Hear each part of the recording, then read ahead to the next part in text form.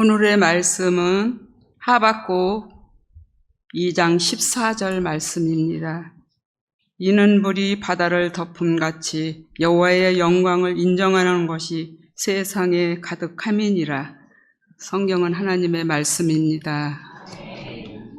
선교대에 목사님을 초청했더니 절도로 와서 설교를 하라고 해서 제가 오늘 오게 됐습니다. 목사님 초청해 주셔서 감사합니다.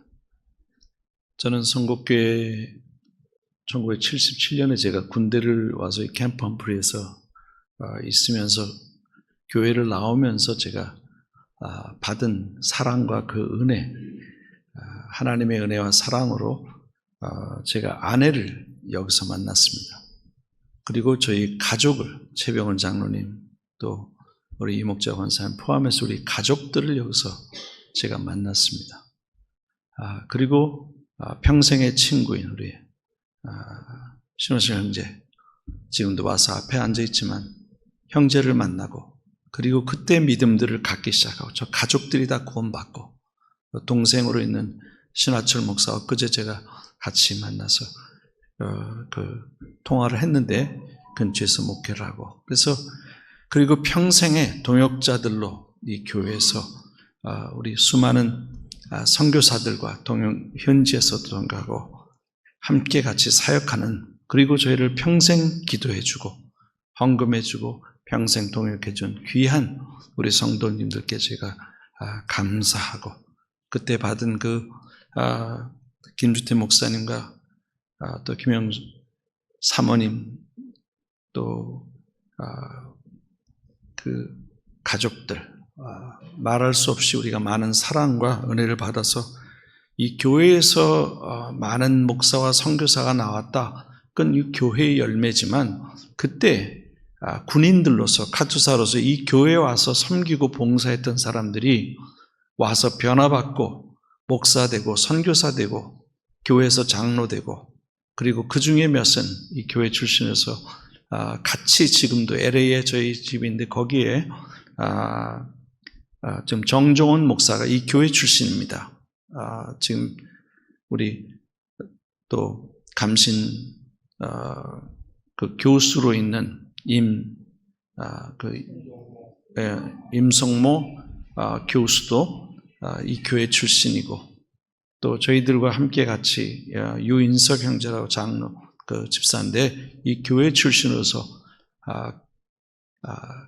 현재 LA에 있으면서 저희들이 같이 만나고 합니다. 그래서 귀한 만남들을 주신, 우리 영적으로 제가 이곳에서 믿음을 얻고 비전을 가지고 기도를 배우고 신앙을 배우고 사랑을 배우고 그 은혜로 품어주셔서 목사도 되고 선교사도 되고 또 결혼도 해서 저희들이 하나님의 그 은혜의 영광을 나누었습니다. 오늘 읽은 이 말씀에서 물이 바다를 덮음같이 여호와의 영광을 아는 지식이 온 세상에 가득하리라. 그것이 하나님의 비전이고 하나님의 계획입니다.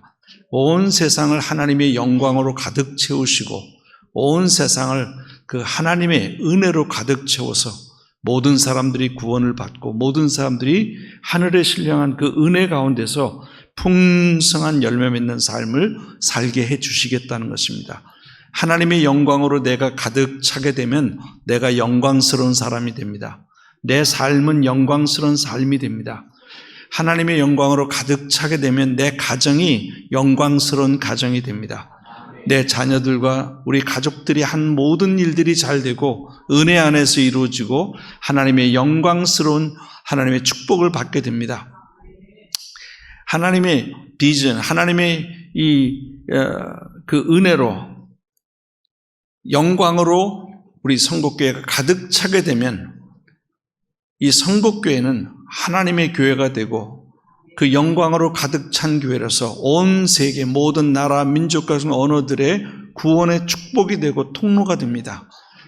선곡교회가 이 세워짐으로 말미암아 이 동네가, 전에는 대농거리라고 불리고 하지만 우리가 이곳에 있을 때 기도할 때는 주여 이 선곡교회가, 이 동네가 선곡동이 되어서 알려지지 않고 나사렛처럼 예수님이 자라난 동네, 무시받고 멸시받고 촌스럽고 보잘것없는 동네였지만 그곳에서 메시아 구세주가 그곳에서 사셨고 그분이 하시는 그 구세주의 구속사의 구속적인 일이 세계 인류를 살리는 길이어서 그 나사렛이 결코 작은 곳이 아니라 하나님의 구원의 역사의 중심이 되었다면 이 성국교회는, 이 성국동은, 이 교회가 이 안에서 자라난 수없이 많은 젊은이들, 청년들, 청소년들 속에 하나님의 비전을 심고 하나님의 꿈을 심고 하나님의 거룩한 뜻을 품게 함으로 말미암아 이곳에서 땅끝까지 가고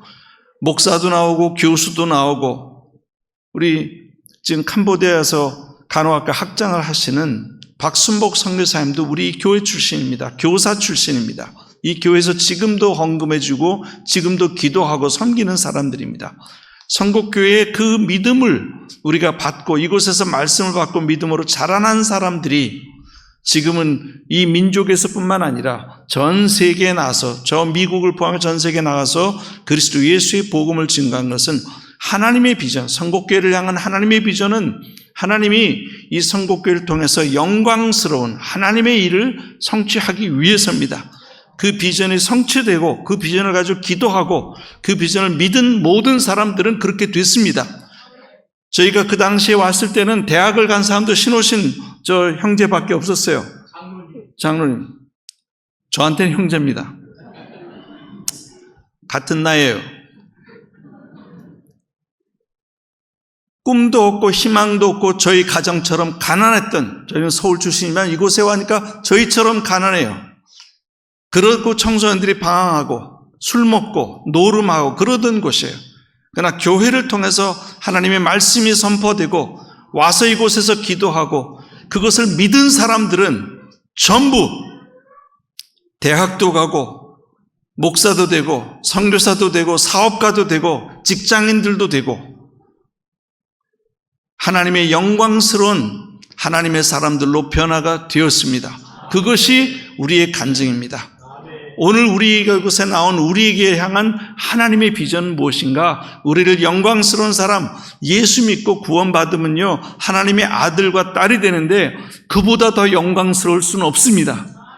그보다 더 영광스러운 사람이 될 수 없어요. 영광스러운 사람이 되자가 아니라 예수를 믿고 그 예수를 마음에 모신 사람은 하나님의 자녀가 되었고 우리는 이미 영광스러운 하나님의 아들과 딸이 되었습니다. 문제는 영광스러운 삶을 사는 것이에요. 영광스러운 삶을 사는 유일한 길은 그 영광스러우신 구세주 그리스도 예수가 내 안에 계셔서 내 삶을 살게 하시는 것이에요. 예수님께서 요한복음 15장 5절 7절 벌써 내가 너희 안에 거 너희가 내 안에 거하면 무엇인지 원하는 대로 구하라. 그래야만 이를 내가 시행하리니 너희가 열매를 많이 맺을 것이고 너희가 하나님께 영광이 되고 너희가 내 제자가 되리라. 우리가 그리스도 예수 안에 있고 예수님이 우리 안에 계셔서 우리가 하는 모든 일을 예수님께 맡기고 그 말씀에 따라 기도하고 하면 우리 속에 하나님의 말씀인 성경의 열매가 우리 속에 맞아서 우리가 하나님의 사람들로 거듭나게 되고 새로운 변화가 일어나는 것이에요. 우리가 말씀을 순종하면 좋은 사람이 된다. 그거는 인본주의자들이 하는 말이에요. 자유주의자들이 하는 말이에요. 사람은 절대로 변하지 않습니다.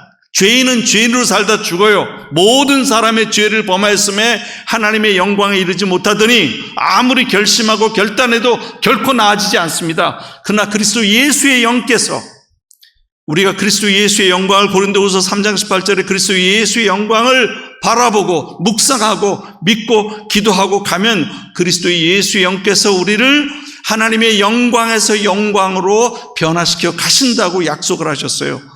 우리의 삶 속에서 그 그리스도가 모든 일을 주관하시게 하면 예수의 영으로 살면 사업도 예수의 영으로 하고 공부도 예수의 영으로 하고 우리가 하는 선교도 예수의 영으로 하고 교회 일도 예수의 영으로 하면 예수님께서 그 안에 우리의 예수의 열매를 풍성하게 맺어주시는데 그 열매가 하나님께 영광이 된다고 했어요. 우리가 하는 선한 일은요 그 속에 죄가 있어요. 거짓이 있어요. 우리가 아무리 사람들에게 보이려고 하고 교회에서 해도 그 안에 우리 자신을 나타내고자 하는 우리의 자만과 우리의 교만이 있어요. 그러나 그리스도 예수께서 우리를 통해서 기도하고 응답으로 하시고 은혜로 하신 모든 일은요 예수 그리스도의 하늘에 신령한 은혜의 열매들이지 우리가 노력해서 맺은 열매가 아니에요. 그 열매가 바로 하나님께 영광이 된다는 것이에요. 왜냐하면 우리의 삶의 열매 속에 예수의 피 묻은 예수의 이름이 거기에 적혀 있고 우리가 예수의 이름을 기도해서 얻은 것이기 때문에 하나님이 보실 때 우리가 예수처럼 보이는 것이에요. 어떻게 그러면 그 풍성한 열매를 더 많이 맺을 수 있을까요? 첫째는 하나님의 비전에 우리가 순종해야 합니다. 사도 바울은 하늘에 신령한 그 비전을 예수가 그 다메섹도에 나타나서 너를 통해서 온 이방 열방이 다 구원을 받을 것이다. 인생에 새로운 꿈을 주시고 새로운 비전을 주시고 새로운 계획을 주실 때에 사도행전 20장 19절에 보면 그가 그 비전에 순종했다. I was not disobedient to the vision from the heaven. 그 말은 내가 위에서 보이신 하나님이 예수님께 주신 그 비전에 순종해서 어디를 가든지 그 비전을 따라 살고 비전을 계획해서 성취하도록 땅끝까지 구원하는 일을 자기 인생의 목표로 삼았어요. 우리가 그 비전에 순종하면 그렇게 되고 꿈이 없어 보이고 희망이 없고 소망이 없고 가난한 농촌이었기 때문에 하나님께 믿고 우리 인생을 맡기고 그리스도 예수를 믿고 가면 하나님이 우리를 축복하실 것이다. 그 말씀을 우리도 설교하면서도 잘 믿어지지 않았어요. 청년으로서. 그렇지만 그 믿음을 믿고 나는 목사가 되고 선교사가 됐고 그 말씀을 선포된 대로 순종하고 믿은 아이들은 다 대학 갔어요. 이 교회에서 훌륭한 사람들 다 됐어요. 선교사 되고. 그러나 그 빌정에 불순종한 사람들은 우리 가족들이 일자로 대학 못 갔어요. 가난하고 어렵지만 하나님의 계획과 뜻과 비전에 순종한 사람들은 하나같이 하나님의 영광스러운 사람들로 되어서 그 일을 지금도 교회 기둥 같은 일꾼들이 되어서 지금도 그 일을 하고 있어요. 두 번째는 그 비전을 위해서 우리가 기도해야 돼요. 기도라고 하는 말은 그냥 하는 기도가 아니에요. 목숨을 내거는 기도해야 돼요. 예수님은 누가복음 22절 보면 기도하실 때 땀방울이 핏방울이 됐다고 그랬어요. 그 기도는 운명을 건 기도예요. 자기의 장래를 위한 기도예요. 미래를 위한 기도예요. 인류의 운명을 위한 기도예요. 그렇기 때문에 그 기도가 보통 기도가 되어서는 안 되는 것이에요. 저희가 이곳에서 청소년들을 놓고 기도할 때는요, 토요일 날 애들을 하나하나 붙잡고 설교 끝나면 하나하나 붙잡고 15분, 20분씩 기도했어요. 매주. 왜? 다르게는 소망이 안 보이기 때문에. 그런 가정에서 날마다 술 먹고 노름하고 다른 여자하고 사는 그런 가정에서 무슨 이 선한 일이 일어날 수 있어요? 그런 아이들이. 그래서 15분, 20분간 매주 그를 붙잡고 허리가 끊어지도록 기도하는 것 외에는 다른 것이 없었어요. 그 가정에서 목사가 나왔어요. 허리가 끊어지도록 기도한 덕분에 제가 목사가 됐고 선교사가 됐어요. 기도할 때 예수님처럼 땀방울이 핏방울이 되도록 우리가 하는 그 기도를 진지하게 운명을 걸어놓고 기도할 때 개인의 운명도 바꿔주시고 가정의 운명도 바꿔주시고 교회의 운명도 바꿔주셔요. 그때는 그런 일이 있는데 왜 지금 안 일어났냐? 그렇게 기도 안 하니까. 목숨을 건 기도 안 하니까. 시골 교회 온 목사들이 대부분 서울 바라보고 살아요. 여기서 무슨 아무 상관도 없어요. 서울에 가려고. 그런 목사들이 무슨 하나님의 역사를 일으켜요? 서울 가면 뭐 대단한 줄 알아요? 난 서울 사람이에요. 하나님의 일이 이 교회를 통해 더 크게 일어났어요.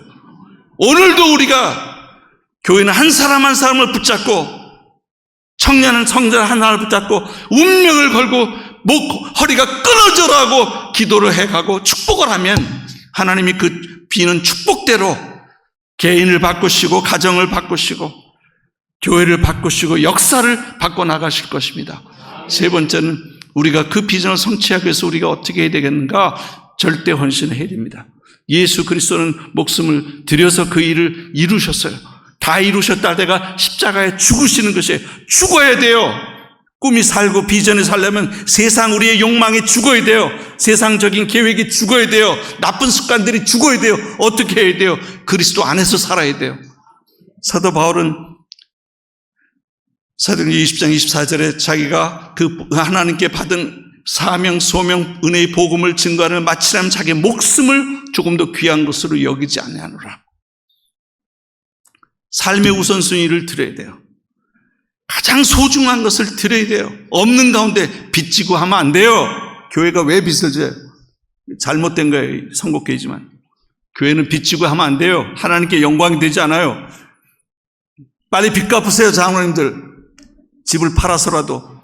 하나님께 영광이 되지 않아요. 하나님 나라에 영광이 되질 않아요. 우리 집이라도 저 가족들이라도 헌금을 할 테니까 빨리. 최 장로님 어디 계셔요? 장로님 돌아가시기 전까지 빚 갚고 가세요. 소중한 작은 것이라 주님께 드려서 주께서 그 일을 이루시도록 해야 돼요. 제가 군대를 제대하고 이 교회를 알아서 서울로 갔을 때 아버님이 돌아가시고 빚을 지고 가셨을 때 헌금 시간이 오는데 헌금 드릴 것은 제가 가지고 있는 버스비가 있어요. 그리고 1시간을 교회에서 집에 걸어오면서 하나님께서 하나님 오늘은 걸어서 이 집을 가지만 주님 땅끝까지 걸어서라도 복음을 전하겠으면 나를 보내어 주라고 기도했어요. 그 이후로 하나님은 다시는 걷게 하지 않으셨어요. 점심을 굶고 그리고 걸어가면서 하나님 저 하늘나는 비행기를 보고 전 세계 저 비행기를 타고 가게 해달라고 했는데 대한민국에 태어난 선교사 목사 중에 제가 최고 비행기를 많이 탄 사람이에요. 하나님이 행하실 일은요, 목숨을 걸고 가장 소중하고 중심에 있는 것들을 아낌없이 드렸을 때 하나님이 행하실 일들은요, 우리가 생각하거나 상상하지 못할 일을 이루시는 거예요. 그래서 주 예수님께서 말씀하셨어요. 내가 이 일 할 줄로 믿느냐? 주여 믿나이다. 내 믿음대로 될지어다. 오늘 하나님의 비전이 우리 개인의 삶에, 우리 가정에, 우리 교회에 성취되기를 간절히 축원합니다. 기도하겠습니다. 우리 아버지 하나님께서 계속해서 우리 성목회 축복하시고 전 목사님 축복하시고 하나님께서 이으신 모든 장로님들, 권사님들, 충성스러운 신실한 모든 성도님 축복하시옵소서. 빚도 갚아주옵소서. 모든 이곳에 나간 선교사들과 목회자를 축복하시옵소서. 예수님의 이름으로 기도했습니다.